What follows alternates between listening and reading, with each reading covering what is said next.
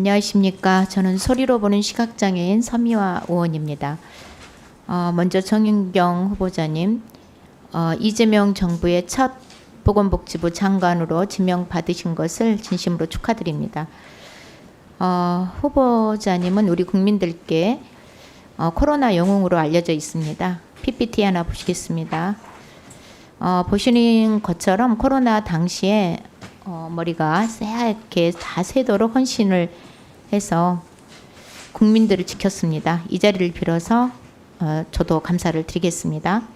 또한 제가 청문회를 준비하면서 후보자님과 함께 일했던 분들에 대해서 이제 얘기를 들어보니까 정경 후보자님이 진심으로 존경스러운 분이시고 또 소통을 너무 잘하시는 리더라는 칭찬을 많이 하시더라고요. 겸손하고 낮은 자세로 소통한다는 것은 리더에게 당연한 덕목이라고도 하지만 사실 쉬운 일이 아닙니다. 특히 코로나와 같은 재난 상황에서는 더욱 어려웠을 텐데 어떻게 코로나 위기 상황 속에서 소통하면서 세계가 인정하는 K 방역을 이끌으셨는지 한 말씀 해주시기 바랍니다. 네, 코로나 영웅이라는 그런 말씀은 저에게 어울리지 않는다고 생각을 합니다. 코로나를 이긴 거는 의료인과 또 지자체 공무원들과 많은 국민들이 하셨기 때문에 그런 명칭은 과분하다고 생각을 하고요. 그래도 방역 당국을 신뢰해 주시고 또 방역 당국의 조치에 같이 해 주신 국민들과 의료인들께 진심으로 감사 말씀드립니다. 후보자님께서 누구도 겪어보지 못했던 코로나 위기 속에서 현장을 끝까지 지켰고 헌신한 그 책임은 공직자들도 물론이고 국민들께서도 기감이 되었습니다. 또 한편으로 오늘은 복지부 장관 인사청문회이기 때문에 제기된 후보자에게 제기된 의혹들은 제출된 자료 그리고 앞선 의원님들의 질의와 답변 통해서 많은 부분 저는 해소가 됐고요. 국민들께서도 무엇이 진실이고 또 이미 확인이 되고 있는 이런 과정을 보시면서 억지스러운 의혹으로 흠집 내기인지는 충분히 이해하고 보고 계실 것이라 생각합니다. 그래서 저는 정책지로 좀 넘어가겠습니다. 후보자님. 네. 부처 간 칸막이와 이원화된 전달 체계 때문에 장애인 복지제도가 당사자 중심이 아니거든요. 이를 해결하기 위해서 장애인 권리보장법이 현재 발의되어 있습니다. 이 법안은 시혜가 아닌 권리의 관점에서 맞춤형 공적 서비스를 제공하는 원스톱 제도와 국가의 책임을 명시하는 것에 중점을 두고 있는데요. 그리고 정책의 지속성과 일관성을 범정부 차원에서 중장기 계획인 국가 장애인 전략이 반드시 수립돼야 되는 이 내용입니다. 이런 내용에 대해서 적극 협력하실 건가요? 네, 권리보장법 제정 관련해서는 제정 취지에 공감합니다. 그래서 기존에 있는 다른 법률과의 관계성을 좀 보고 국회에 입법하는 것들을 참여하도록 하겠습니다. 그리고 네. 국가 장애 전략 관련해서도 좀 기존에 있는 장애인 종합대 계획과 정합성을 좀 가지고 검토할 필요가 있다고 해서 좀 더 큰 방향의 전략을 구성하는 것은 필요하다고 생각합니다. 네, 많이 좀 적극적으로 검토하시고 좀 협조해 주시기를 부탁드리고요. 다음 질의하겠습니다. 혹시 W 진병원 사망 사건 그리고 태연 재활원 학대 사건 알고 계실까요? 네, 태연 재활원 사건은 보고를 받았습니다. 네. 감시와 통제가 닿지 않는 폐쇄적인 공간일수록 인권 침해와 학대에 취약하다는 것을 보여준 참사입니다. 제가 지난 국감 때부터 복지부에 책임 있는 대응을 요구해 왔고요. 지역사회 중심의 탈원화 탈시설 정책은 단순한 복지 정책이 아니고 생명과 인권의 문제라고 생각합니다. 이 점도 동의하시죠? 네, 장애인들의 네. 지역사회 자립도 굉장히 중요한 이슈라고 생각하고요. 의원님 말씀하신 그런 사건은 재발되지 않게끔 내외부 모니터링이나 감시 그리고 각종 조사에 대한 부분들을 좀 열심히 챙기도록 하겠습니다. 네, PPT 좀 봐주시면요. 일산 태연제어른 인권 참사 이후에 복지부가 50인 이상 시설 전수조사를 했었고요. 6월 말까지 중간보고서 제출하기로 했는데 아직 제출이 안 됐거든요. 저기 청문회 종료 전까지 좀 제출을 좀 부탁드립니다. 네, 신속하게 제출하도록 네, 챙기겠습니다. 네. 현재 울산시는 태연제아론에서 중대한 학대 정황이 드러났는데도 손방망이 행정처분으로 해당 시설이 운영 중이거든요. 시설에서 장애인을 질질 끌고 다니거나 머리를 때리거나 발로 차는 행위가 일상으로 보이는 이 시설에서요.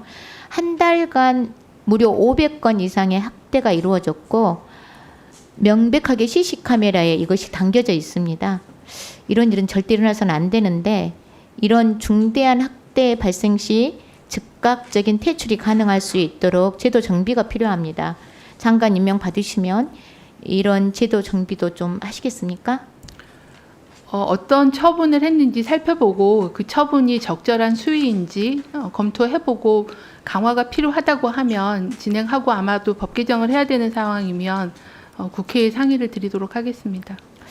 지금과 같은 여건에서 중증장애인, 발달장애인 그리고 그 가족들은 시설 외에는 사실 다른 선택지가 없습니다. 네. 활동지원, 주간활동, 지원주택 등 지역사회 자립을 위해서 정부 차원의 탈시설 인프라 확충이 굉장히 중요하고 인식 개선이 시급합니다.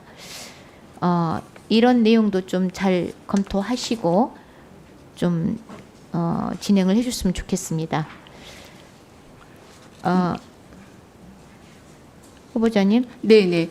그 장애인 자립지원법이 이제 시행이 될 예정이기 때문에 말씀하신 장애인들이 지역사회에서도 안전하고 건강하게 지낼 수 있게끔 인프라나 지원 방안에 대한 것들을 잘 살펴보겠습니다. 네. 현재 지역에서 장애인 학대 사건 대응을 하는 곳이 장애인 권유공호기관입니다. 그런데 인력과 예산이 턱없이 부족한 상황이거든요. PPT를 좀 봐주시겠습니다. 장애인 학대 대응에서 72시간 조사는 골든타임에 그 조사를 하는 착수하는 수준이 50%에 밑돌고 있고요. 평균 이동 시간도 126시간이 넘고 있고 전남하고 경북은 이동하는 데만 3시간 이상이 걸립니다. 이대로는 학대 발생 시에 골든타임도 다 놓치고요. 재발 방지 대책도 실효성을 갖기 어렵습니다. 결국 권유공호기관의 예산과 인력이 확대되어야 적극 방어를 할 수 있습니다. 이 점도 검토를 좀 부탁드리겠습니다. 네, 말씀하신 대로 17개 지역에서 조사를 하다 보니 시간도 늦고 골든타임 지키기가 좀 어려워 보입니다. 현장 조사 인력도 보강하고 또 지역 특성을 고려해서 지역 기간을 추가하는 방안도 검토하도록 하겠습니다. 계속 이어서 질의하겠습니다. PPT를 좀 띄워주세요. 전국에서 가장 의료 인프라가 취약한 곳이 전남 지역으로 나오고 있습니다. 말이 더 이상 안 필요합니다. PPT를 보시면 정말 심각한데요. 공보위가 급감했고 또 전국 최고 수준의 목포와 신안, 임산부 사망률이 전국 최고 수준입니다. 다음 PPT 보시면 전공의들이 수도권과 인기가에만 복귀를 하고 있고요. 결국 전남은 공공의료 필수의료 지역의료가 다 공백입니다. 그래서 이재명 대통령께서도 대통령 공약, 전남 지역 공약 최우선 순위로 전남 국립의대를 말씀하셨는데 지난 정부에서도 보건복지부 장관이 이런 부분들을 빨리 하겠다 이렇게 답변을 했지만 실제로 별로 진전은 없었습니다. 전남도민도 국가로부터 당연히 보장받아야 될 건강권조차 보장받지 못하는 이유가 아마 국립의대가 전국에서 유일하게 없는 이유가 가장 중요한 이유가 아닐까 싶습니다. 국민 건강을 책임져야 될 보건복지부 수장이 되시면 이 공약 이행 문제를 어떻게 하실 것인지 한 말씀 해주시기 바랍니다. 네, 지역 의대 신설에 대한 부분이 공약에 들어갔고 또 국정위에서도 검토 중에 있는 걸로 알고 있습니다. 지역 간 건강 격차를 해소하기 위한 그런 방안으로 의대 신설에 대한 거는 복지부 소관은 아닌 상황이지만 교육부와 추진 상황에 대해서 잘 협의하겠습니다. 네, 맞습니다. 의대 정원에 대해서는 저희가 이제 의료 인력 수계 추진위원회를 두고 거기서 지역별로 또는 과목별로 의사 정원을 추계하게 되었기 때문에 그런 추계와 연계하는 것은 저희 복지부가 담당하겠고요. 대학에 대한 신설이나 이런 부분들은 교육부랑 협의하겠다는 말씀입니다. 이미 교육부의 통합에 부분이 제출돼 있고요. 네. 가져주시고 이게 하루라도 좀 빠르게 진행될 수 있도록 장관님께서 특별히 관심을 좀 가져주시길 부탁드리겠습니다. 네, 그렇게 하겠습니다.